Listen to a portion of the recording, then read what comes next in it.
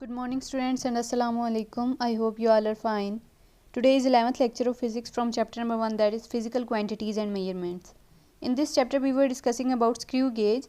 ये length measuring instrument है basically, जैसे हम बहुत स्मॉल लेंथ्स को मेजर करते हैं। फिर हमने इसकी कंस्ट्रक्शन पढ़ी थी, हमने इसमें कैसे ज़ीरो एरर होता है, उसकी types, positive zero error, negative zero error पढ़ी थी, ज़ीरो करेक्शन के बारे में पढ़ा था। आज के लेक्चर में हम डिस्कस करेंगे कि how we can take reading from a screw gauge, कि हम एक स्क्रू गेज से किस तरह रीडिंग ले सकते हैं। ठीक है, पहले हमने देख लिया इंस्ट्रूमेंट को क्लोज करके, उसके स्पिंडल और स्ट्रेड को क्लोज करके देखा कि उसमें कोई एरर है या नहीं है, एरर है या नहीं है वो सब। फिर उसके बाद कौन सा एरर है, पॉजिटिव है या नेगेटिव है, वो सब कुछ कैलकुलेशन साइड पे करके अब हम एक्चुअल रीडिंग की तरफ आएंगे। तो अब एक्चुअल रीडिंग कैसे लेते हैं, क्या फार्मूला है, सब कुछ ये मैं आपको प्रैक्टिकली दिखाऊंगी। देखिए आपके सामने है ये वीडियो इसमें आप देखें ये एक स्क्रू गेज आपको दिखाया हुआ है। सबसे पहले क्या करेंगे, अगर हम इसे क्लॉकवाइज मूव करेंगे ना, क्लॉकवाइज मूव करने से ये बंद हो जाते हैं। ठीक है, ये स्टार्ट और स्पिंडल एक दूसरे से मिल जाते हैं। बंद करने के लिए हम क्लॉकवाइज मूव करते हैं और एंटी क्लॉकवाइज मूव करते हैं इसको ओपन करने के लिए। ठीक है, अब लेट्स सपोज कि हमने किसी चीज़ की लेंथ मेजर करनी है इसमें। तो लेंथ मेजर करने के लिए लेट्स सपोज कि आपने एक इस तरह की पाइप की लेंथ मेजर करनी है। ठीक है, स्मॉल लाइन, इसका डायमीटर फाइंड आउट करना है। तो आप इसी तरह इसको ओपन करेंगे और इस पाइप को इसके अंदर फिक्स कर देंगे। जब आपने फिक्स कर देना है उसके बाद आपने रीडिंग लेना है, शुरू कर देना है। अब रीडिंग किस तरह लेनी है, हम मेन स्केल की भी रीडिंग लेंगे, सर्कुलर स्केल की भी रीडिंग लेंगे, लेकिन यहाँ पर हम एक फार्मूला का यूज़ करेंगे। वो फार्मूला क्या है, अगर आपने किसी चीज़ का डायमीटर निकालना है तो आप मेन स्केल की रीडिंग को मल्टीप्लाई कर दोगे पिच ऑफ स्क्रू गेज के साथ।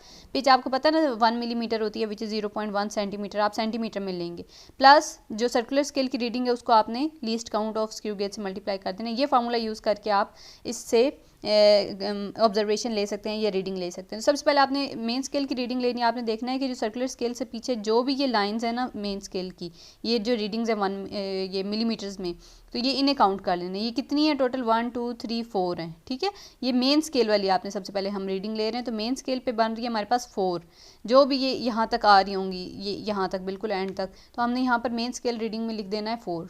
ठीक है, ये यहाँ तक देख लेना है 1 2 3 4, ये वाली इंडेक्स लाइन के साथ वाली। यहाँ पर हम कैलकुलेशन में मेंशन कर देंगे जी हमारे पास मेन स्केल की रीडिंग आ गई है 4 मिलीमीटर। 4 मिलीमीटर को आपने pitch of screw gauge which is 0.1 centimetre उसके साथ आपने मल्टीप्लाई कर देना। 4 को 0.1 से मल्टीप्लाई करके अब हम सर्कुलर स्केल की रीडिंग देखेंगे। सर्कुलर स्केल की जो भी लाइन इस रेफरेंस लाइन इंडेक्स लाइन के साथ, इंडेक्स लाइन मैंने आपको बताई थी ना, एक लाइन होती है यूँ बिल्कुल हॉरिजॉन्टल लाइन थी, जो भी उस लाइन के साथ कंसाइड कर रही होगी सर्कुलर स्केल की रीडिंग, वो हमारी सर्कुलर स्केल रीडिंग होगी। अगर कोई लाइन कंसाइड नहीं कर रही तो जो उस रेफरेंस लाइन से, इंडेक्स लाइन से पीछे वाली लाइन होगी ना, वो हमारी सर्कुलर स्केल की रीडिंग होगी। यहाँ पर ये देखिए 97 है, ये बिल्कुल एग्जैक्ट कंसाइड कर रही है। ठीक है, तो हमारी जो 97th रीडिंग थी सर्कुलर स्केल की वो बिल्कुल एग्जैक्ट कंसाइड कर रही थी, उसे हमने मल्टीप्लाई कर देना है least count of screw gauge के साथ विच इज़ 0.001 सेंटीमीटर। तो आपके पास पूरी इसकी रीडिंग आ जाएगी 0.49 सेंटीमीटर। तो ये मेथड था to find out reading from a screw gauge. ठीक है, इस तरह से हम स्क्रू गेज से रीडिंग फाइंड आउट करते हैं। यही मैं आपको यहाँ पर स्टेप वाइज भी बता देती हूँ। सबसे पहले क्या किया, close the gap between spindle and stud of the screw gauge bye turning the ratchet in the clockwise direction. ठीक है, आप उसे क्लॉकवाइज डायरेक्शन में मूव करेंगे तो ये स्पिंडल और स्टड जो है वो एक दूसरे से मिल जाएंगे, क्लोज हो जाएंगे। और अगर आपने ओपन करना है तो आप उसी रैचेट को आप एंटी क्लॉकवाइज डायरेक्शन में मूव करेंगे। अच्छा जी, हमने क्लोज कर लिया। Note main scale as well as the circular scale reading to find the error. सबसे पहले हम देखेंगे उस इंस्ट्रूमेंट में कोई एरर तो नहीं है। तो एरर निकालने के लिए आपने क्या कर दिया, आपने उसकी मेन स्केल को और सर्कुलर स्केल को क्लोज कर दिया।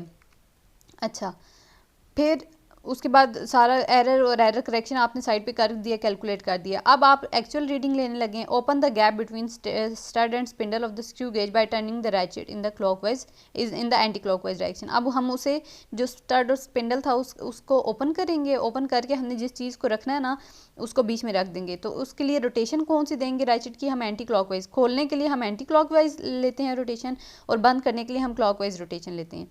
Now place the given wire in the gap. अभी हमने एक छोटा सा पाइप रखा था ना जो मैंने आपको प्रैक्टिकली दिखाया, उसमें अगर हम यहाँ पर ये बात करें कि हमने एक वायर की लेंथ या डायमीटर फाइंड आउट करना है, तो आप उस गैप में वायर को रखेंगे और turn the ratchet so that the object is press gently between the stud and spindle.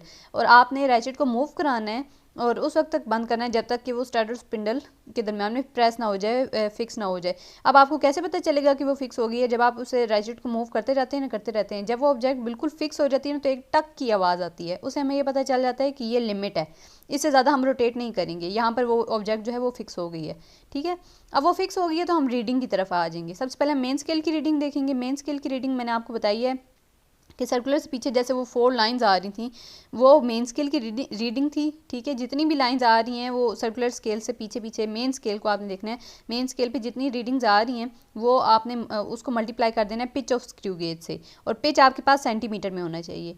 तो 0.1 होता है, 0.1 सेंटीमीटर के साथ आपने मल्टीप्लाई कर देना है जो भी रीडिंग थी उसको, प्लस आपने सर्कुलर स्केल की रीडिंग देखनी है। सर्कुलर स्केल की रीडिंग कैसे देखेंगे कि जो इंडेक्स लाइन के साथ सर्कुलर स्केल की रीडिंग कंसाइड कर रही है वो आपकी सर्कुलर स्केल की रीडिंग होगी। अगर कोई लाइन कंसाइड नहीं कर रही तो जो इंडेक्स लाइन के अगेंस्ट आप देखेंगे सर्कुलर स्केल में जो लोवेस्ट आ रही है, जो करीब उससे सबसे नियरेस्ट है रीडिंग, वो आप फाइंड आउट कर लेंगे।